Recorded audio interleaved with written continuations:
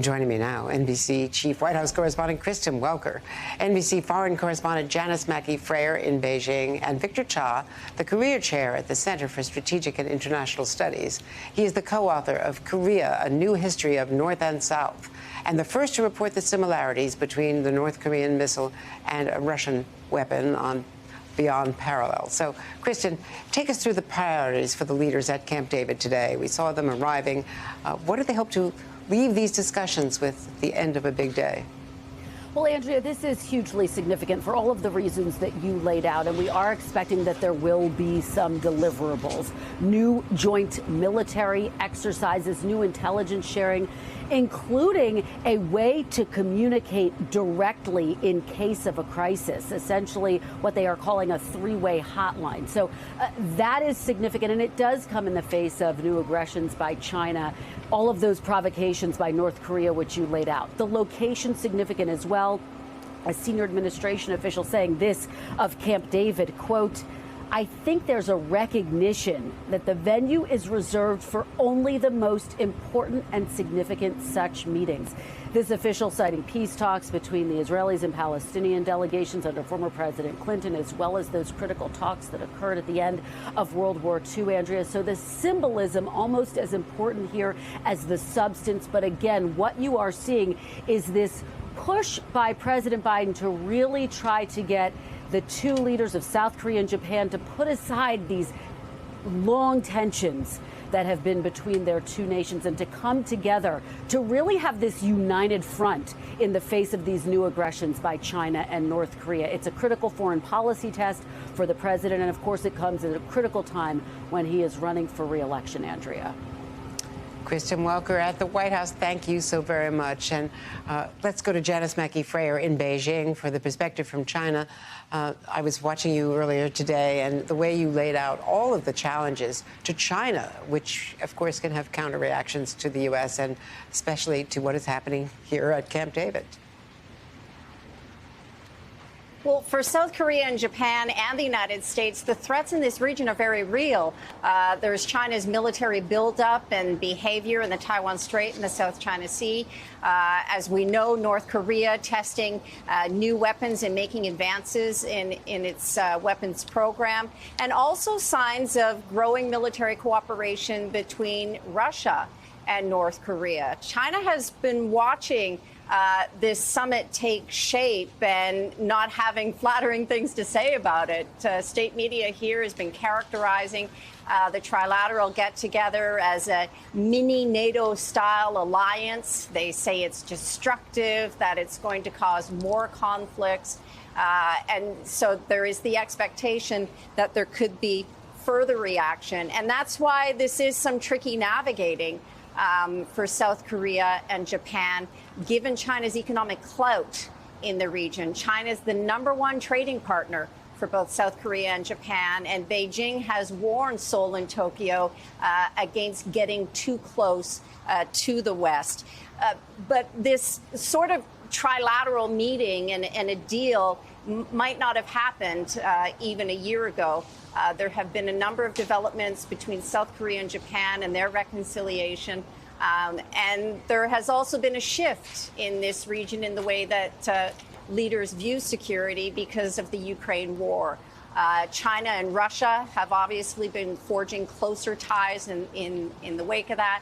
And as well, this growing cooperation bringing in North Korea. So there is the sense that the U.S. with this is going to be able to lock in its two main allies in the region and take this trilateral cooperation and make it something more permanent. Andrea. Now, Victor Cha, let's pick it up there and focus on whether or not this alliance can become real, that North Korea doesn't react overtly, and the North Korean alliance with Russia, which you've laid out in beyond parallel in the last 24 hours, is really a big new issue. Yes, it is, Andrea. I mean, I completely agree that this is a very important meeting among the three countries, the first of its kind at Camp David. Most importantly, I think they're going to institutionalize this by having it happen every year, like as the NATO Leader Summit or as the G7 Summit. happens every year, so that's very important. And in the face of really what we think is growing Russian-North Korean cooperation, North Korea has provided munitions to Russia for the war in Ukraine. Defense Minister Shoigu was given the VIP treatment by the North Korean leader last month. And this missile, this very advanced missile that North Korea launched last month, that has the ability to penetrate U.S. missile defenses by deploying countermeasures and using solid fuel propellant, looks very much like old Russian Soviet technology, ICBMs that they have used in the past, as you said, Andrea, in terms of both size and appearance, trajectory, and acceleration rates.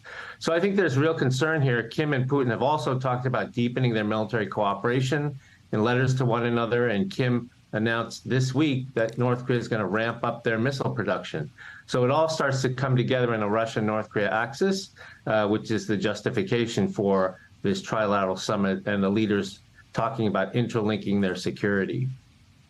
And Janice, I wanted to give you a chance to also drill down a little bit more on China's economy, what's happening with youth unemployment, what's happening with deflation. They may raise their prime rate on Monday, and the farm problems that they're having.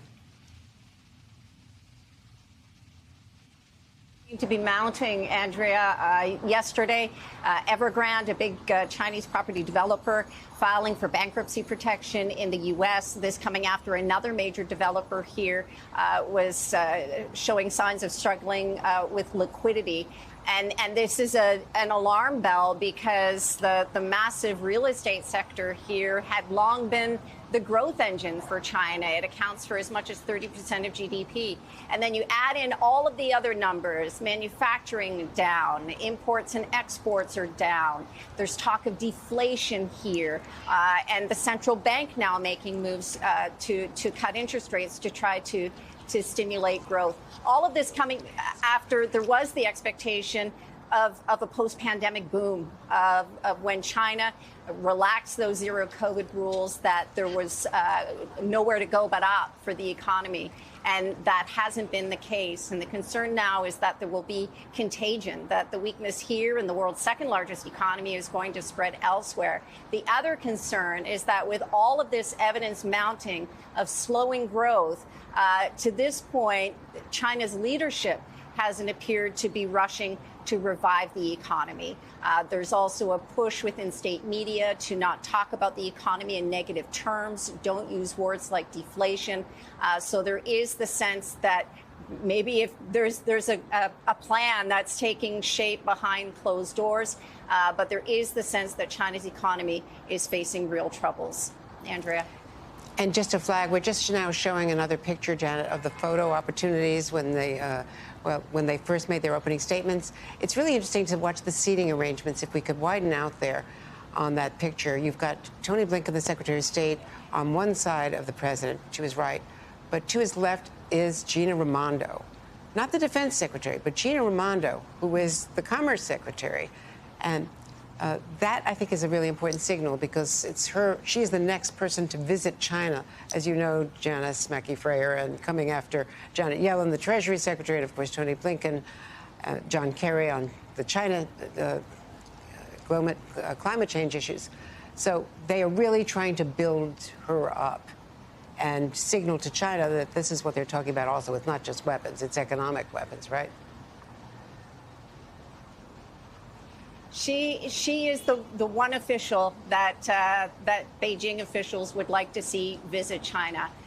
Commerce is the gatekeeper to export restrictions, the gatekeeper to trying to strengthen U.S.-China trade at a time when diplomatic relations are reaching new lows. So that is some important signaling on the part there.